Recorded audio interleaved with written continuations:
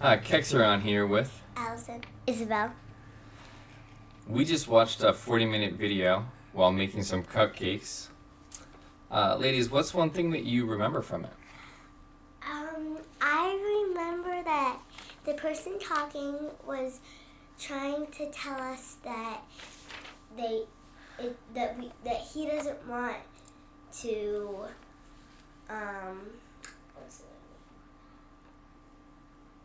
ban books, and he thinks that they can make them smarter.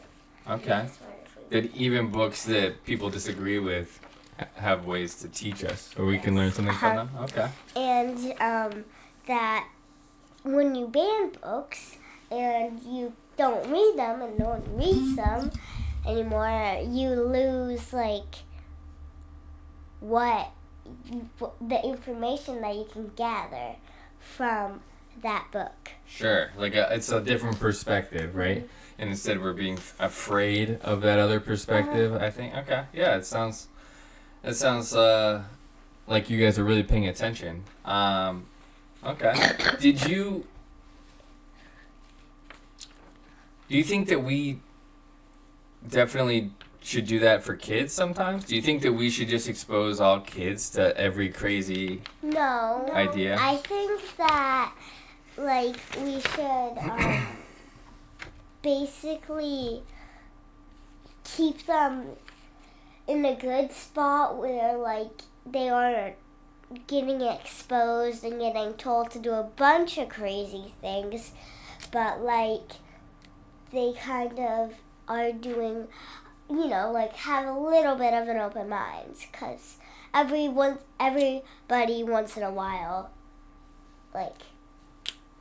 does something crazy. Okay. But usually it will be probably outside or something, not in a car when they're driving on a very busy road. Okay, I think you're alluding to our homework. We're not there yet. Okay, so Allison, let me ask you a question. So,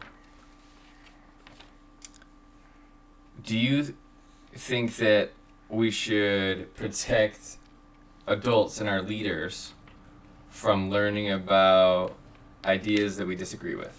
No, I think that adults and leaders should learn the ideas by whatever and however they learn that, because it can help them and it can help them gain more knowledge and more info to help become a better leader. Actually, that's really well said. I would say that it adds depth and understanding to your position that you have. So, for instance, when you learn how to drive a car, you should learn what not to do as well as what to do. And if we're afraid of telling you about what the consequences might be of crashing, then we may actually make it more likely for people to crash, right? If you don't fully understand, right, the responsibility you have while driving the car, I don't think it's going to make people more likely to crash on purpose. Okay. So, do you guys remember the homework assignment I gave you yesterday? Yeah, we were trying to find songs. You asked us to notice songs that make doing stupid things look fun. Yes, exactly. Isabel, do you remember anything about it? So you are gonna pay us basically $1 if we tell a song to you in person. It can't be this weekend since you told it. We don't need to get into all the little details, right? Okay. You're right. I'm gonna pay you a song. I'll pay you $1 if you can name a song that does that makes a stupid thing sound fun, right? And may convince you to do it. Yes. Okay, so this is before we watch the video. It makes the video even more relevant, I think. But why do you guys think I would pay you to practice identifying songs that makes doing stupid things sound fun? I think that it will help us notice them so we get better on not doing those things when we're adults. I agree. And also so that we aren't doing a bunch of stupid ideas when we're kids, too. Okay. Yeah, so you guys are right on it. I really like how she's just super sharp. I appreciate that. So I want you to notice, because I don't want you to make a stupid choice. All right, if you make a stupid choice, I want you to do it intentionally. Does that make sense? Yeah. On purpose, not because you got tricked into thinking that this is a good idea because it's just a shiny, funny, cool thing, or like other people are saying to do it. Don't want to be tricked by songs, books, videos, anything. Yes, exactly. So, do you see now how my homework assignment relates to the video? A little bit, but not really. I think I see something. When you see a song that might be something like inappropriate or might make stupid things look fun, there's books that can also do the same thing, including videos. Yes, exactly. So it's along the same concept. There are certain songs and certain books and certain videos that I would not expose you guys to yet, but what I want you to do is practice seeing those things that are not good necessarily, noticing what's not good about them. So there may be a song, right, that has 30 bad things in it, but it has 2 good things, right? And you can still take those 2 good things from that song and do it. But if you want us to understand that we're gonna get a consequence for doing one of those 30 bad things. Kind of, yeah, but not necessarily from me. If you do stupid things, then you get stupid results, right? And you know that. And you don't want us to be oh, if we do this, we should be fine because you know. And if we do stupid things, you want us to know the consequence. Sure. Before we break rules or do that. I would say, too, that I really want you to practice sifting through ideas and being able to pull the nuggets out of that. The nuggets of good stuff. Yeah. And letting go of the other stuff and being able to intentionally navigate the world so that you don't have to live in a world with banned books. You don't have to live in a world with banned videos or banned songs. You can just grab the small little bits of things that are good from the videos, songs, books, and take them and be able to just say, reading a book and then say, oh, this part may make me do something. So I can just slip that out as it can in my mind and out my mind without really, It's kind of like picking the fries out of the nuggets when you get a McDonald's meal. I personally think fries are better. I see. Yes. All right. Well, ladies, I think this is really good. I think this was an amazing video. I encourage other people to watch it. And I think that it really shows some insight into kind of how we're devolving instead of evolving as a society. Definitely. I think right now, right now our government isn't necessarily moving forward. And I think too, though, that it reflects our education system. We need people to be thinkers. Yeah. And I think we're afraid of letting our kids think even sometimes. Yes. And I personally think that kids should be able to think, but and not get mad for saying ideas and stuff. But it's if they do it and it's bad, you can talk about it. Yeah. I think that kids should be able to think and to think for themselves and then maybe say the idea, but because they're thinking for themselves, also think is this a stupid idea or not? Yeah. And if it's stupid, don't do it. If it's not stupid, don't. If it's not stupid, you can do it. Yeah, but like... That's fine. Uh-oh. I don't know how that changed anything. But, all right, ladies. So, let me ask you this question.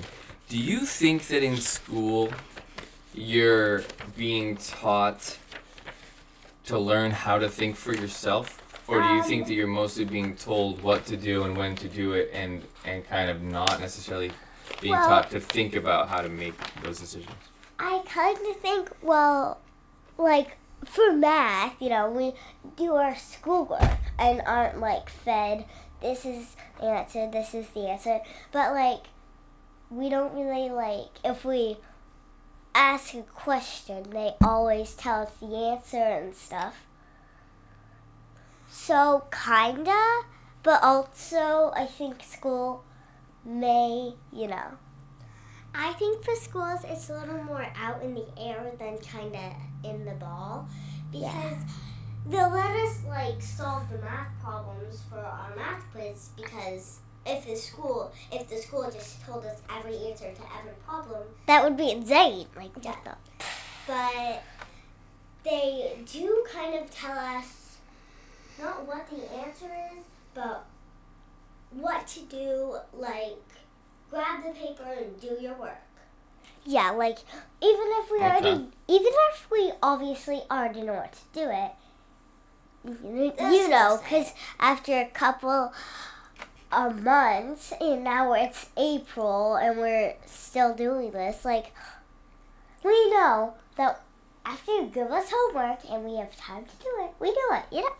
Like that's like you need your brain maybe to do it. It's a no-brainer though. Okay. So, I guess I was kind of more along the lines of why, let's say I asked you, what is the point of learning what you're learning?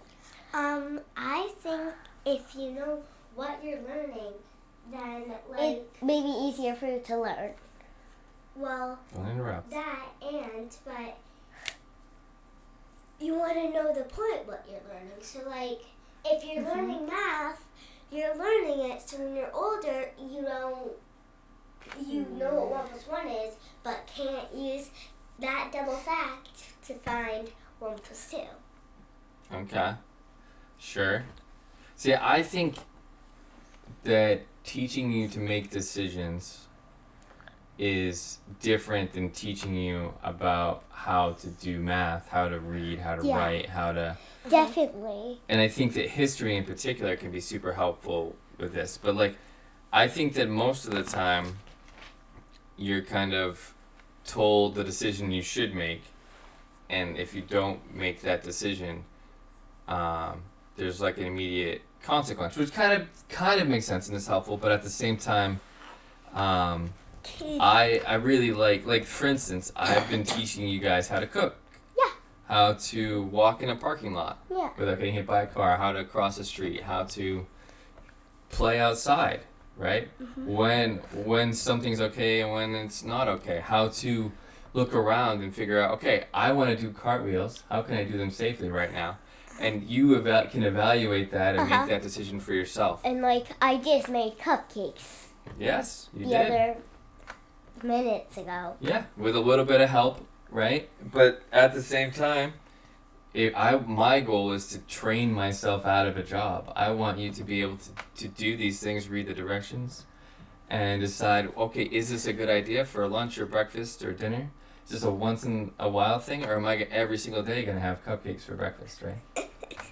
And so that... And like, am I going to put frosting on the cupcakes? Which we didn't, because that would be insane for breakfast. Well, I mean, again, it may be an occasional thing, right? But if you were to do that on a regular basis, and I think, anyway, learning how the sugar affects your body, right? Does it set you up to have a good day? Usually not. A lot of sugar is bad for you. Mm-hmm. And like, for me and Harper, sometimes if we have too much sugar, we'll get like super tired, not very much energy, and be super cranky or And then a easily second mad. later, and then like once mom like anything else happens, but like once something else happens, we're like jumping off the walls. Yeah. Okay. Well, I think that about wraps us up. I think that we should be growing thinkers, growing young philosophers. Yeah, you and have to that's grow. part of the mission of our channel and part of my mission as a father. So I have my work cut out for me with these guys. But We're the bosses. Yeah, I will add. Well, technically, we are. well, have a great rest of your day, guys.